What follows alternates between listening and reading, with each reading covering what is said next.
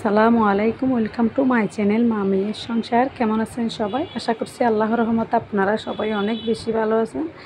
আমি আলহামদুলিল্লাহ আপনাদের দোয়ায় অনেক অনেক ভালো আছি। বন্ধুরা, এখন আমি আপনাদের জন্য একটা নতুন ব্লগ ভিডিও নিয়ে উপস্থিত হয়েছি। তো বন্ধুরা, দেখতে পাচ্ছেন সকাল সকাল আমি নাস্তা করে নিয়েছিলাম। তো হঠাৎ করে আমার মনে পড়েছে আপনাদের সাথে একটু শেয়ার করি, এই জন্য আজকে শেয়ার করতেছি। তো দেখতে পাচ্ছেন এখানে আমি ছোট ছোট আলু কেটে নিয়েছিলাম। এরপর ছোট ছোট বেগুন, এই বেগুনগুলো আমি আমার আপু থেকে নিয়ে আসছিলাম। তো যাই হোক, আমি সবগুলো কাটাকাটি করে নিয়েছি। তো দেখতে পাচ্ছেন এই কাঁঠালগুলো আমার মায়ের পাঠানো কাঁঠাল। এগুলো আমার মায়ের গাছের শেষ কাঁঠালগুলা। তো এগুলো ছিল একদম শেষের কাঁঠালগুলো ছিল। তো এটা যেটা ছোটো একটা হাতে নিয়েছি, এটা আমার কাছে দেখে অনেক হাসি আসছিল। তবুও আপনাদেরকে একটু শেয়ার করতেছি এই কাঁঠালটা দেখে, কারণ গাছের কাঁঠাল সবগুলো বড় হয়ে গিয়েছিল, মাঝখানে আবার একটা ছোটো কীভাবে থেকে যায়, এই জন্য একটু হাসাহাসি করতেছিলাম। তো আপনাদেরকে একটু শেয়ার করলাম বন্ধুরা। তো আর একটা বড় কাঁঠালটা কাঠবিড়ালি একটু খেয়ে নিয়েছিল। তো যাই হোক, এগুলো খেয়ে ফেলে দিয়ে এরপরে বাকিটা অংশ খাওয়া যাবে, এই জন্য আপনাদেরকে একটু শেয়ার করতেছি বন্ধুরা। আপনারা শেষ পর্যন্ত দেখতেই থাকেন, ভালো লাগবে। কথা বলতে বলতে এদিকে কিচেন রুমের মধ্যে অনেকগুলো কাজ পড়ে রয়েছিল। এগুলো কাপ প্লেট ধোয়া, পাতিল ধোয়া, এগুলো হয়। তো আমার ছোটো মেয়ে বলতেছিল আজকে আমি পরিষ্কার করে নিব, এই জন্য ও পরিষ্কার করতেছিল। তো আমি এসে একটু ভিডিও করতেছিলাম। তো কথা বলতে বলতে এদিকে অন্য চুলার মধ্যে আমার মেয়ে বসিয়ে দিয়েছিল বাবুটার জন্য নুডলস বসিয়ে দিয়েছিল। এই নুডলসগুলো মশলা ছাড়া নুডলস, শুধু গরম পানি দিয়ে সিদ্ধ করা। তো আসলে বাচ্চাদেরকে মশলা ছাড়াও নুডলস খাওয়ালে অনেক বেশি ভালো হয়। এই জন্য প্রায় সময় এখানে আমাদের বাবুটাকে প্রায় সময় মশলা ছাড়া নুডলস দেওয়া হয়। দেখতে পাচ্ছেন বন্ধুরা, এরকম মশলা ছাড়া নুডলসগুলো খেতে খুব ভালো, দেখতেও অনেক সুন্দর হয়েছিল। আর বাচ্চাদেরও খেতে অনেক ভালো লাগে। ওগুলোতে বিট লবণ থাকে আর একটা মশলা থাকে, ওইটাতে বাচ্চাদের অনেক ক্ষতি হয়ে যায়। এই জন্য মশলাটা দেওয়া না দিলেই ভালো। তো দিলে তো একটু মজা লাগে, কিন্তু না দিলে অনেক বেশি ভালো। আর কথা বলতে বলতে দেখতে পাচ্ছেন আমি এখন রান্না করার জন্য এসেই গিয়েছি। আমার একটা মাটির হাতিল ছিল, ওটার মধ্যে রান্না করার জন্য আমি নিয়ে নিয়েছিলাম। আমি যখন ওটা চুলার উপরে দিয়েছি, এটা টকটক করা আওয়াজ করতেছিল বলে আমি চুলার উপর থেকে নামিয়ে নিয়েছি।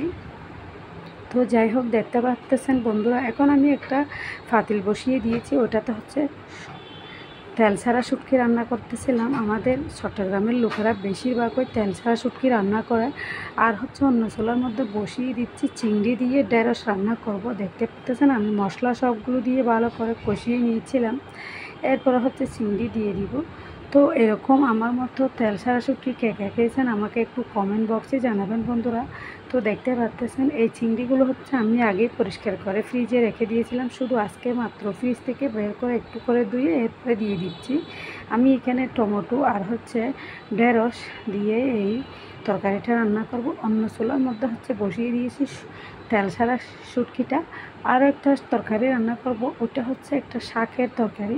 ইদানিং আমার বাসার মধ্যে বেশিরভাগ ওই শাক রান্না হচ্ছে, কারণ আমার আপুর ভালোবাসাটা আমি প্রতিদিন রান্না করে সবাইকে খাওয়াই, নিজেও খাই।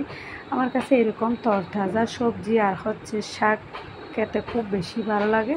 এই জন্য একটু আপনাদেরকে শেয়ার করতে চেষ্টা করতেছি বন্ধুরা। আপনারা কমাও সুন্দর দৃষ্টিতে দেখবেন। রান্নাবান্না তো সবাই পারে, যাই হোক যার রান্না যেরকম এরকমই। আমি কোনো এগুলো রেসিপি আকারে শেয়ার করতেছি না, শুধু বাসার মধ্যে কি করি না করি এগুলো একটু শেয়ার করতেছি। তো বন্ধুরা, দেখতে পাচ্ছেন পাশে একটা কাঠ দিয়েছিলাম চুলার পাশে, কারণ এটা দেওয়া দেওয়ালের মধ্যে টাইলসটা একদম নষ্ট হয়ে যায় বলে, যেটা আমার চুলার পাশে একটা কাঠ দেখা যাচ্ছিল, ওটা এই জন্য দিয়েছিলাম। তো বন্ধুরা, আপনারা ক্ষমা সুন্দর দৃষ্টিতে দেখবেন। কথা বলতে বলতে এদিকে আমার তেল ছাড়া শুটকিতে রান্নাও হয়ে গিয়েছিল। আমি শুটি দিয়ে রান্না করেছিলাম, মাশাআল্লাহ দেখতে অনেক সুন্দর হয়েছিল, খেতেও অনেক ভালো লাগবে। এই সব তরকারিগুলো আমি আপুর বাসা থেকে নিয়ে আসছিলাম। তো দেখতে পাচ্ছেন বন্ধুরা, একদম তরতাজা ছিল তরকারিগুলো। আর এই শাকগুলো আমার বাসা থেকে নিয়ে আসছিলাম। তো যাই হোক, কথা বলতে বলতে আমার সবটা তরকারি রান্না হয়ে গিয়েছিলো, এখন বাকি শুধু শাকটাই। তো শাকটাও রান্না হয়ে গেলে এরপরে দুপুরবেলা খাবারটা খেয়ে নিব। তো বন্ধু, আমার ভিডিওটা আপনাদের যাদের ভালো লেগে গিয়েছিল একটু করে লাইক দিয়ে দিবেন। আর যদি আপনাদের ভালো না লাগে তাকে ইগনোর করতে পারবেন। কথা বলতে বলতে এদিকে হচ্ছে খাওয়া দাওয়াও হয়ে গিয়েছিল, বিকালের টাইম নাস্তা খেয়ে নিয়েছি। আসসালামু আলাইকুম, আল্লাহ হাফেজ।